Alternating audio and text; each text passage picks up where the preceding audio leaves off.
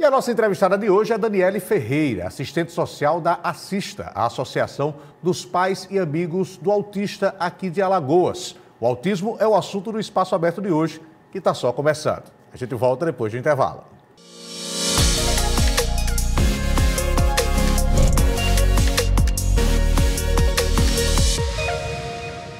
Vê só, vê só, vê só, por onde a gente passa, vê trabalho em Maceió. Vê só, vê só, vê só, quem te viu, quem te vê, tá vendo que tá melhor. É a prefeitura com trabalho bem maior. Da orla, a grota por amor a Maceió. Vai com tudo, trabalhando para todos. Eficiência, buscando o melhor. Tá no pique, tá com pressa, pavimentando rua. A prefeitura pisou no acelerador. Tá no pique, tá no grau. Vê só, vê só, vê só, por onde a gente passa, vê trabalho em Maceió. Vê só, vê só, vê só, quem te viu, quem te vê, tá vendo que tá melhor. Tá no grau, a cidade de todos nós, a capital que mais vacina do Brasil. O exemplo, nossa escola municipal. Amamos Maceió, a cidade do bem. Tá bonita, iluminada, como a gente nunca viu. Tá no grau, vê só, vê só, vê só, quem te viu, quem te vê, tá vendo que tá melhor. Tá no pique, Maceió, o trabalho não para, aqui somos o sol. Cidade de todos nós.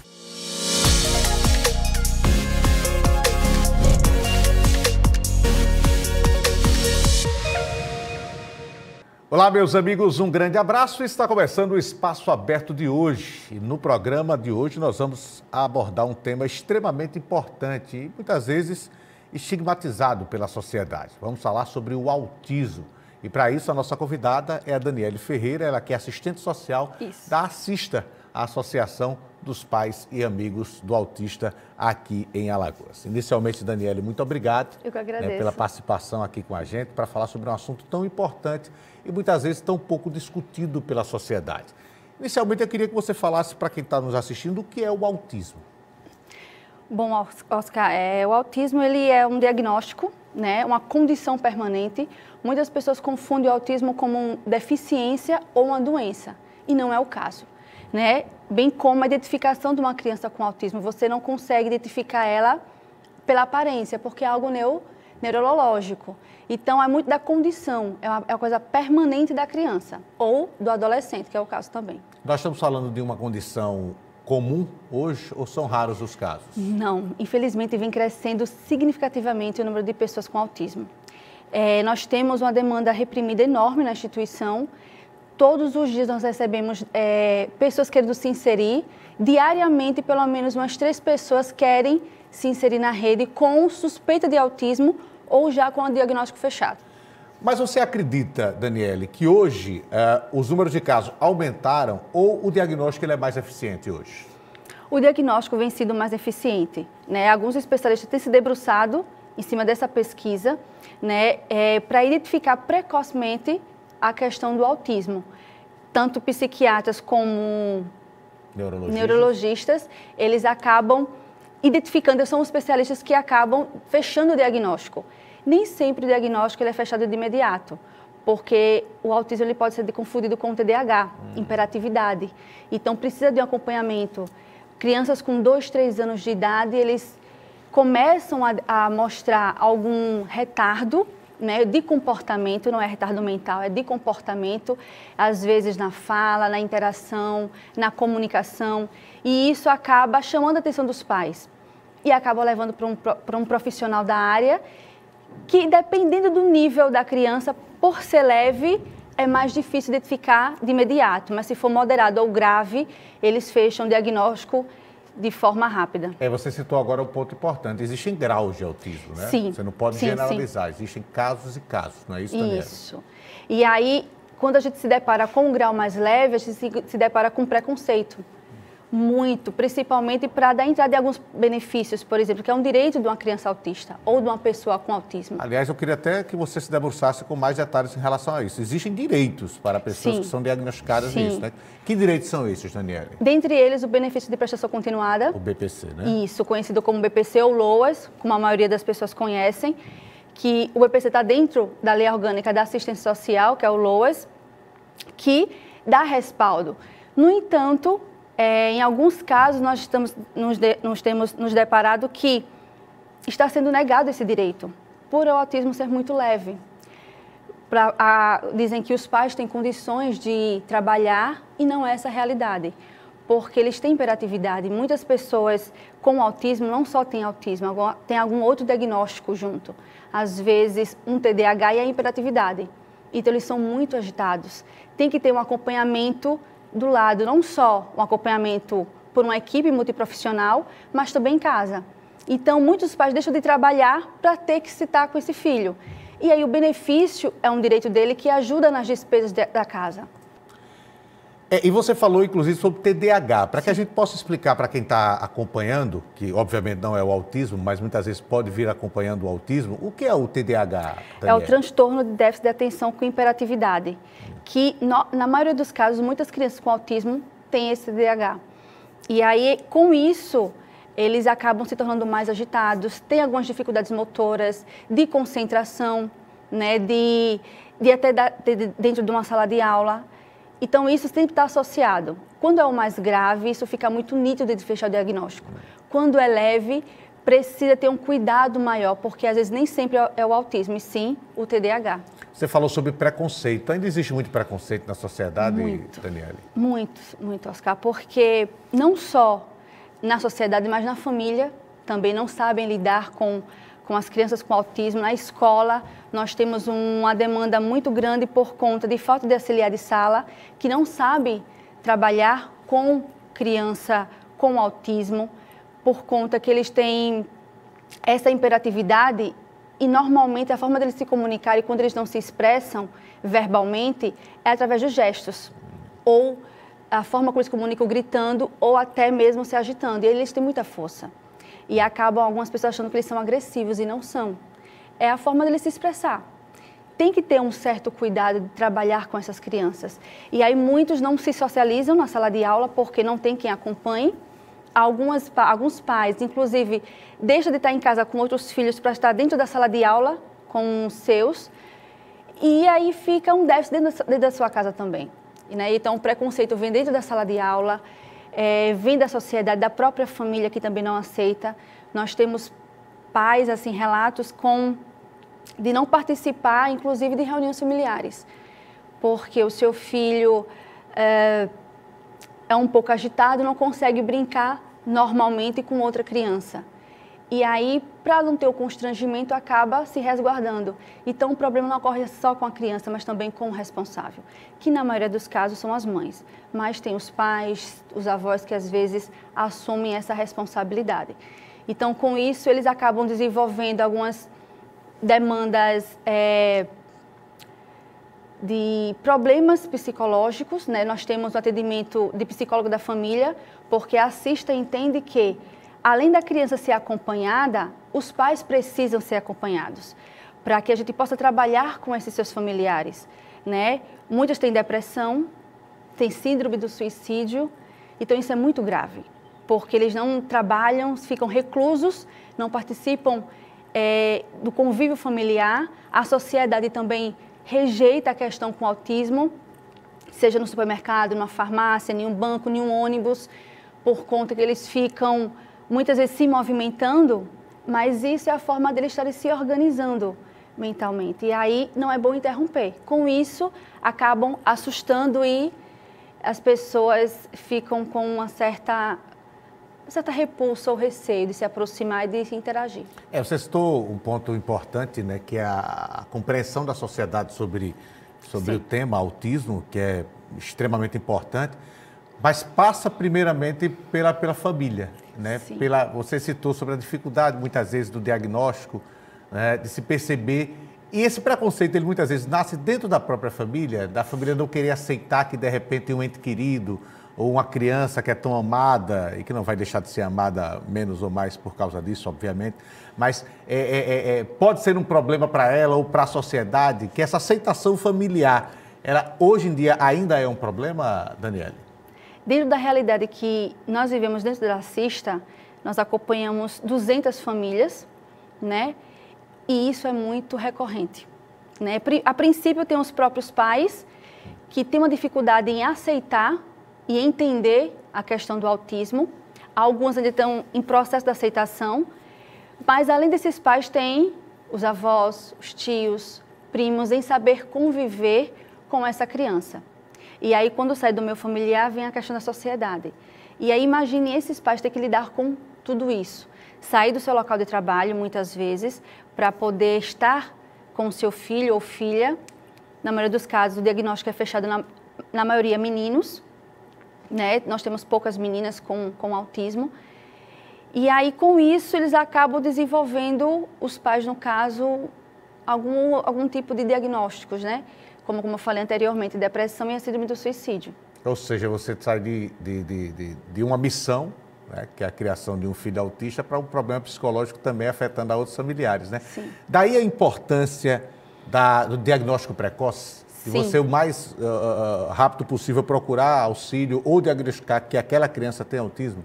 Sim. A identificação de um profissional que identifique algumas características dessa criança é fundamental. Muitas, quando chegam lá na CISTA, por exemplo, já estão com 5 aninhos de idade, 4 anos. Isso já é um pouco tarde. É bom quando é com uns 2, 3 anos, que é quando a criança começa a apresentar alguns sinais. Mas o primeiro intuito, quando a mãe percebe, é levar para um pediatra. E aí, em cima de relatos desses pais, eles dizem que não, é questão de fase, questão de comportamento, isso passa. E a mãe ou o pai ou o responsável acaba deixando isso, adiando, até que alguém de fora fala, olha, tem alguma coisa... Você tocou num ponto interessante. É muito difícil essa aceitação, né? Você diz assim, poxa, eu tenho na minha família um caso e eu preciso aceitar isso e procurar tratamento, né? Eu acredito que é um dos grandes desafios, né?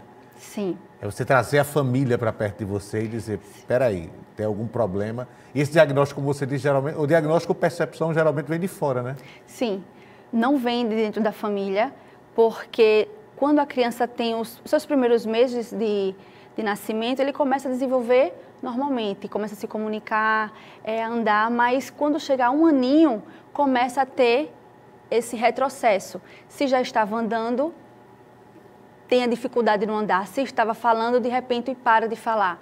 Começa a brincar com objetos de forma diferenciada. A questão do olhar já é diferente, não consegue ter um olhar fixo com o outro, de interação social, barulho, ruído. E aí isso fala, não, né? Que profissional procurar? Aí procura, lógico, às vezes um clínico ou um pediatra. Que não tem o conhecimento necessário para isso, tem que ser um psiquiatra, mas existe um preconceito em relação a esse profissional. E aí você se esbarra também nessa questão. Até quando um responsável vai realmente procurar um psiquiatra para que venha fechar o diagnóstico ou ser acompanhado até que feche, leva um certo tempo. E aí pode ser um tempo que traga prejuízos realmente grandes para a formação. Você tocou num ponto que é extremamente importante, né, Daniele?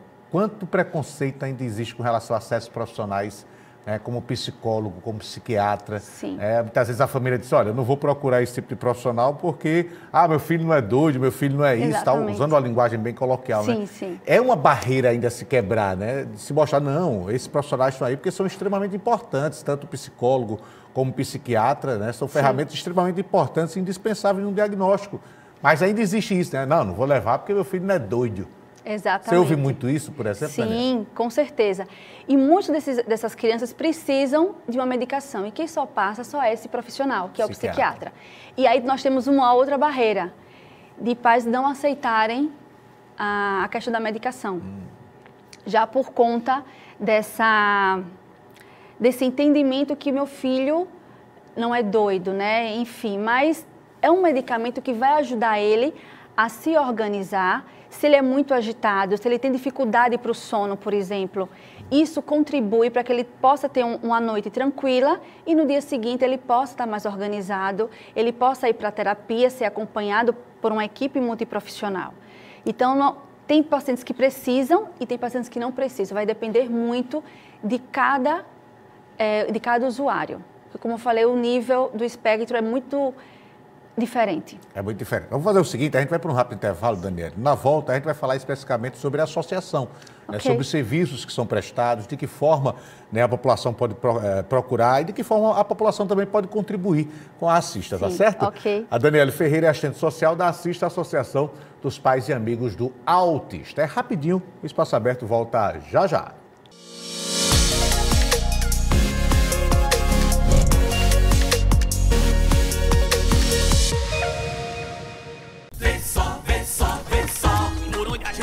Vem trabalho em Maceió, vem só, quem te viu, quem te vê, a gente tá melhor. É a prefeitura com trabalho bem maior, da orla, a grota, Bora Maceió. Vai com tudo trabalhando para todos, eficiência, buscando o melhor. Tá no pique, tá com pressa, pavimentando rumo. A prefeitura pisou no acelerador, tá no pique, tá no grau. Vem só, por onde a gente passa, vem trabalho em Maceió. Vem só, quem te viu, quem te vê, a gente tá melhor. Tá no grau, a cidade de todos nós, a capital que mais vacina do Brasil. Um exemplo, nossa escola municipal. Amamos Maceió, a cidade do bem. Tá bonita, iluminada, como a gente nunca viu. Tá no grau, vem só, quem te viu, quem te vê, a gente tá melhor. Tá no pique, Maceió, o trabalho não para, aqui somos o sol. Cidade de todos nós.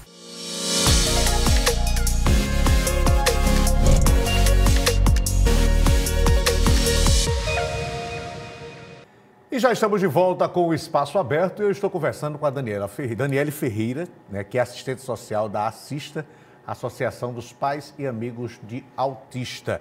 Daniele, a gente falou no final do bloco passado sobre a importância do diagnóstico precoce, né, de se identificar o problema, né, independente do nível do espectro, né, que pode ser mais moderado, mais grave ou até mesmo mais leve. E agora a gente vai falar especificamente sobre a Assista, sobre a associação. O que é a Assista? A Assista é uma associação dos pais, eles que fundaram, né, a instituição, quando logo no início, anos atrás, eles viram que tinha muitas instituições, mas que não tinham foco no autismo. Então, eles se juntaram e fundaram a associação, né? A associação ela é gerida por pais de crianças autistas, existe um estatuto que regulamenta isso, né? A cada 3 anos o estatuto, os pais elegem uma nova direção e aí esses pais mesmos aqui administram a instituição. Nós temos a parceria com a prefeitura, né, o convênio, mas também recebemos doações dos próprios pais que são associados. É uma taxa risória mínima que eles pagam, não só dos pais, mas de qualquer pessoa também que possa querer contribuir com a Assista. Você tocou num ponto importante. Eu acredito que o fato dela ser gerida por pais, né, de crianças com autismo, isso traz um bem-estar muito grande para eles mesmos, né? Falando agora como assistente social, porque eles podem dividir experiências, eles podem, né, compartilhar vivências que eles tenham. Eu acredito que para os pais é uma ferramenta muito importante a associação, né, Daniele? Sim, e nós temos uma particularidade, Oscar, que nós não fazemos distinção de idade. Nós temos usuários com 40 anos, o mais velho lá. Então, nós temos de 3 anos a 40 anos de idade. Pela manhã são os menores e à tarde são os maiores. Então, à medida que eles vão crescendo, cada mãe traz uma experiência diferenciada, porque cada criança e cada adolescente é diferente, né? E principalmente dos rapazes, quando chegam na adolescência e aí se deparam com a dificuldade da questão da sexualidade, né? De saber lidar com os desejos. As meninas têm como você disfarçar, mas os meninos não. E isso a gente está trabalhando com os pais, que eles trocando experiências de como trabalha individualmente, né? Nós temos uma psicóloga da família, então nessas reuniões que fazemos, procuramos identificar possíveis demandas, né, que a gente possa trabalhar futuramente. Dentre elas, que nós identificamos foi a questão da sexualidade dos meninos principalmente. Então, à medida que eles vão crescendo, os pais acham que já conhecem tudo do autismo, se depara com outra novidade. Outro desafio. Exatamente. Né? E aí começa a trocar e a gente, como profissional, cresce. Né? Eu posso, não vou dizer aconselhar, mas intervir na realidade dessas famílias, bem como a psicóloga da família, de uma forma diferenciada. Né? Não trazendo um caso específico para todos, porque cada usuário é um universo diferente. Cada um é o seu mundo, né? Cada um é um seu mundo. Né? Tem aqueles que se comunicam, outros não. Tem aqueles que são tímidos, outros é mais espertos, mais agitados. Outros que têm talentos incríveis, Oscar. Porque, não sei se você ficou sabendo, mas no dia 28 nós fizemos, né, uma ação com a entrega de algumas carteiras de identificação do autismo, mas a gente procurou trabalhar a primeira mostra do Orgulho Autista, que é comemorado no dia 18 de junho. E nós temos crianças e adolescentes ali com talentos incríveis. Nós temos meninos, como a gente mostrou, que faz biscuit, né? Trabalhos com TNT. E isso é uma renda para a família, que às vezes não tem benefício, não conseguiu, por incrível que pareça. É um direito garantido por lei, mas é negado, né? Mesmo que às vezes entre na justiça. E aí como é que essa família vai se manter? A mãe não tem condições de trabalhar, algumas são divorciadas. E aí essas crianças, esses jovens, têm talentos com pintura, com biscuit, com fuxico, né? E eles acabam fazendo as suas artes e vendendo e ajudando isso financeiramente dentro de casa. E aí a gente disse, não, vamos mostrar, divulgar não só a questão do autismo, né? Porque eles têm um diagnóstico, sim, é uma condição permanente, mas eles são talentosos, são super inteligentes e a gente precisa trabalhar. E aí vem a importância de uma terapeuta ocupacional, para trabalhar essas habilidades, né? Nós temos na Assista, que quando ela consegue identificar isso, não só ela, né, mas a importância toda de uma equipe técnica, para aprimorar isso, incentivar também e, paralelo a isso, trabalhar com esse responsável. Né? A gente está tentando montar um projeto em cima dessa primeira mostra do Orgulho Autista. E quantas pessoas diagnosticadas com autismo são atendidas hoje pela Assista? 200 pessoas, 200 em pessoas. rede, porque nós temos 4 equipes, 2 pela manhã e 2 à tarde. Mas nós temos uma fila de espera de mais de 150 usuários, mas atendemos também pelo Cora. Então, aqueles que não são inseridos na rede, nós temos acompanhamento por psicólogo e fonoaudiólogo e pela psiquiatra, que ainda estão sob investigação. Alguns já têm o diagnóstico fechado, mas não podem inserir na rede porque infelizmente não temos vagas disponíveis. É uma instituição pequena, né? Para se inserir mais pessoas, teria que ter outra equipe e um espaço maior. Como isso ainda não é possível, ainda não é possível, atendemos 200 crianças. E para você, enquanto profissional de assistência social, qual o ganho, né, de trabalhar, por exemplo, com o pessoal do Assista? Nossa, você tocou agora num ponto delicado, Oscar, porque é uma realidade que não faz parte da minha vida, né? A questão do autismo, não tenho nenhum parente com autismo. E quando nós nos deparamos com demandas dessa particularidade, com famílias que vivenciam o autismo, você amadurece, você cresce enquanto pessoa. Não estou dizendo que o autismo seja mais grave ou melhor do que outros diagnósticos, ou, enfim, não menosprezando outras deficiências, né? No caso do autismo não é. Mas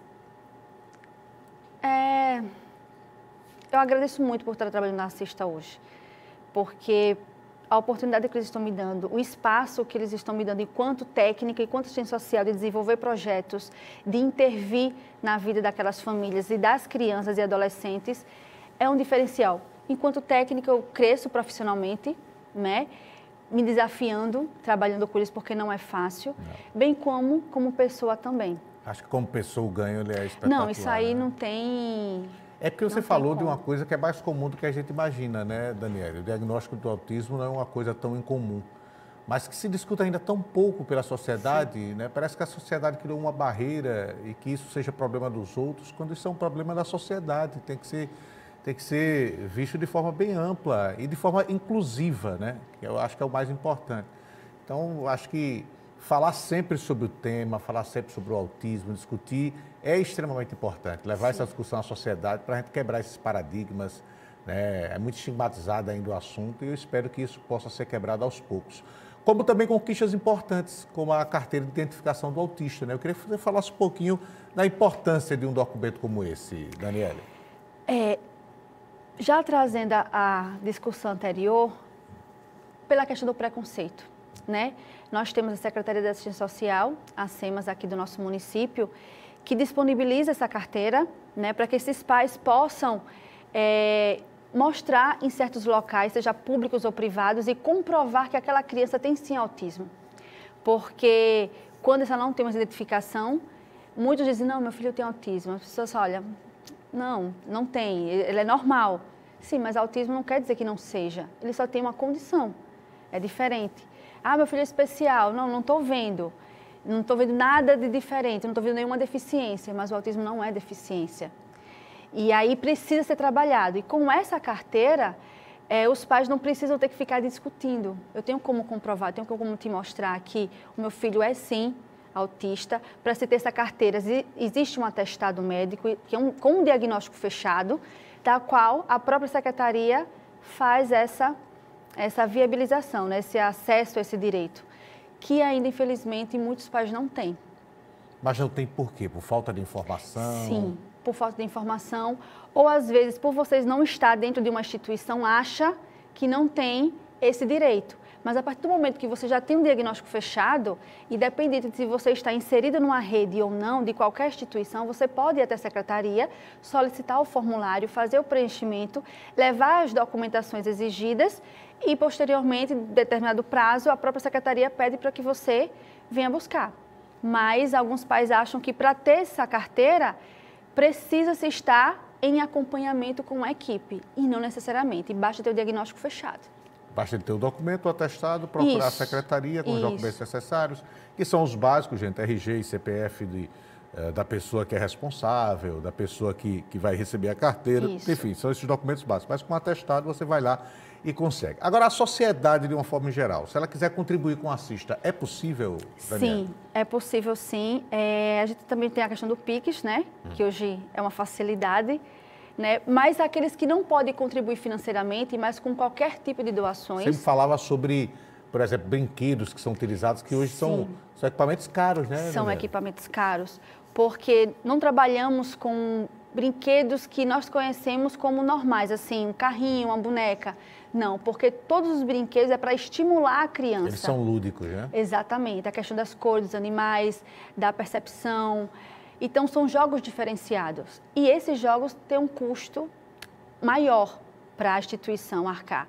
Então, quando você contribui com a Assista, é revertido não só na manutenção da instituição, mas também levando possíveis brinquedos para as crianças e adolescentes, no caso. Lembrando que você pode conhecer mais sobre o Assista ou a Assista, né, a associação, através das redes sociais. Isso, no Instagram, Assista Maceió. Assista Maceió, né, você vai ver o trabalho que é feito. E principalmente para você, né, que é um entusiasta, né, da causa, quiser ajudar. É porque às vezes a gente imagina, eu não tenho condições de dar muito, eu não tenho condições de... Às vezes você oferece até serviço, né? De repente está precisando de uma reforma ou de uma coisa lá, diz, olha, eu não tenho dinheiro, mas eu tenho mão de obra. Exatamente. Eu posso ajudar de alguma forma. A ajuda nunca é demais, né, Daniela? Nunca. A Assista está de portas abertas, né? As pessoas acham que quando a gente está...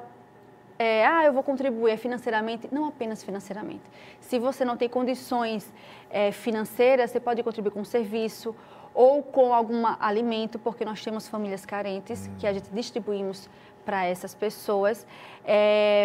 Manutenção, coisas de escritório, por exemplo, ou de materiais de limpeza. Então, isso já é uma ajuda, né? Já contribui, porque o dinheiro que a gente tem em caixa, por exemplo, seria revestido para a qualidade dos atendimentos das crianças. Agora, Daniele, além da rede social, o Assista Maceió, como você colocou, existe mais algum telefone, alguma forma de entrar em contato com a Assista? Sim, tem o telefone de contato, que é o 3432 3831. 3432 3831. 3831. Gente, se você quiser conhecer um pouco mais do trabalho, quiser contribuir de alguma forma, né, entre em contato com o pessoal, acompanhe aí pela rede social. Hoje a rede social ela é uma ferramenta tão importante, né? Veja, vocês mostram também nas redes sociais todo o trabalho que é feito lá. Quem não conhece, vai lá no Assista Maceió e vai acompanhar todo o trabalho que é feito por essa importante associação. Daniela, eu queria agradecer demais a sua presença, parabenizar pelo entusiasmo. Eu sempre digo isso com os entrevistados, quando eu percebo um brilho no olhar, a gente percebe que é uma coisa diferenciada. Você faz por amor o que você faz e sabe da importância também do seu trabalho junto à Assista. Então, parabéns e muito obrigado pela disponibilidade de bater esse papo com a gente aqui. Eu que agradeço pela oportunidade de divulgar o trabalho da Assista, né, que é um trabalho riquíssimo, que nós desenvolvemos com as crianças, um trabalho, permita dizer, individualizado, né? Cada criança é acompanhada por cada profissional, no mínimo de meia hora de atendimento. Temos atendimento em grupo, sim, para a interação deles, mas atendimento individual é uma particularidade nossa. Então, assim, a gente procura, de fato, valorizar, né, o trabalho não só dos técnicos, mas contribuir para a evolução significativa do desenvolvimento das crianças. Daniele, muito obrigado. Eu que agradeço. Daniele Ferreira é assistente social da Assista, Associação dos Pais e Amigos do Autista. Esse foi mais um Espaço Aberto. A gente agradece de coração pela sua participação e já deixa marcado um novo encontro. Até mais, gente. Um abraço.